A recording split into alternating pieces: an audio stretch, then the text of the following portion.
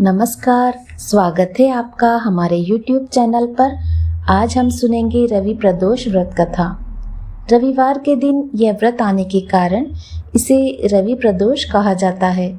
प्रदोष व्रत हर महीने के दोनों पक्षों की त्रयोदशी तिथि को रखा जाता है। एक समय सर्व प्राणियों के हितार्थ परम पावन भागीरथी के तट पर ऋषि समाज द्वारा विशाल गोष्ठी का आयोजन किया गया। इस सभा में व्यास जी के परम शिष्य पुराण वेत्ता सूत जी महाराज हरि कीर्तन करते हुए पधारे। सूत जी को आते हुए देखकर शौनकादिक 88,000 ऋषि मुनियों ने खड़े होकर दंडवत प्रणाम किया। महाज्ञानी सूत जी ने भक्ति भाव से ऋषियों को हृदय से लगाया तथा उन्हें आशीर्वाद दिया। विद्वान ऋषिगण और सब शिष्य आसनों पर विराजमान हो गए।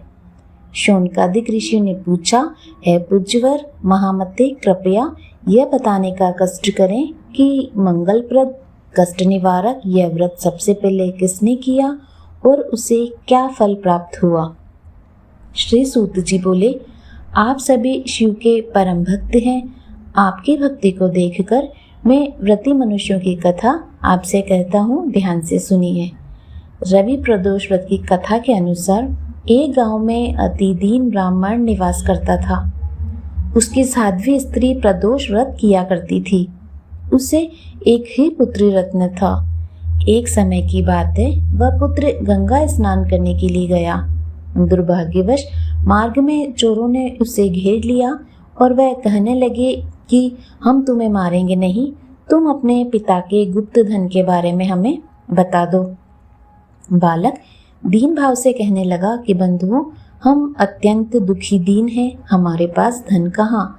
तब चोरों ने कहा, तेरे इस पोटली में क्या बंधा हुआ है। बालक ने निसंकोच कहा कि मेरी माँ ने मेरे लिए रोटियां दी है।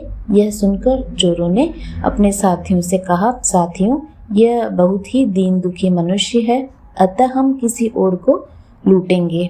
इतना कहकर चोरों ने उस बालक को जाने दिया। बालक वहां से चलते हुए एक नगर में पहुंचा।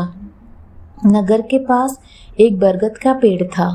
वह बालक उसी बरगद के वृक्ष की छाया में सो गया।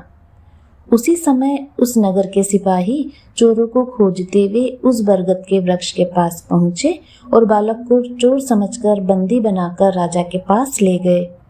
राजा ने उसे कारावास में बंद करने का आदेश दिया। ब्राह्मणी का लड़का जब घर नहीं लौटा तब उसे अपने पुत्र की बड़ी चिंता हुई। अगले दिन प्रदोष व्रत था। ब्राह्मणी ने प्रदोष व्रत किया और भगवान शंकर से मन ही मन अपने पुत्र की कुशलता की प्रार्थना करने लगी। भगवान शंकर ने उस ब्राह्मणी की प्रार्थना को स्वीकार कर ली। उसी रात भगवान शंकर ने उस राजा को स्वप्न में आदेश दिया कि बालक चोर नहीं, उसे प्रातःकाल छोड़ दे, अन्यथा उसका सारा राज्य वैभव नष्ट हो जाएगा। प्रातःकाल राजा ने शिव जी की आज्ञा अनुसार उस बालक को कारावास से मुक्त कर दिया। बालक ने अपनी सारी कहानी राजा को सुनाई। सारा वृत्तांत सुनकर राजा ने अपने सिपाहियों को उस बालक के घर भेजा और उसके माता पिता को राज दरबार में बुलाया। उसके माता पिता बहुत ही भयभीत थे। राजा ने उन्हें भयभीत देखकर कहा कि आप भयभीत न हो, आपका बालक निर्दोष है। राजा ने ब्राह्मण को 5 गांव दान में दिए, जिससे कि वे सुखपूर्वक अपना जीवन व्यतीत कर सके। भगवान शिव की कृपा से ब्राह्मण परिवार आनंद से रहने लगा। अतः जो मनुष्य रवि प्रदोष को करता है वह सुखपूर्वक और निरोगी होकर अपना पूर्ण जीवन व्यतीत करता है तथा उसके जीवन में खुशहाली बनी रहती है। उम्मीद करती हूँ आपको ये शिव कहानी पसंद आई होगी। इसी तरह की कहानियाँ सुनने के लिए आप हमारे चैनल से जुड़े रहिए। भगवान शिव की कृपा सदैव आपके परिवार पर बनी रहे।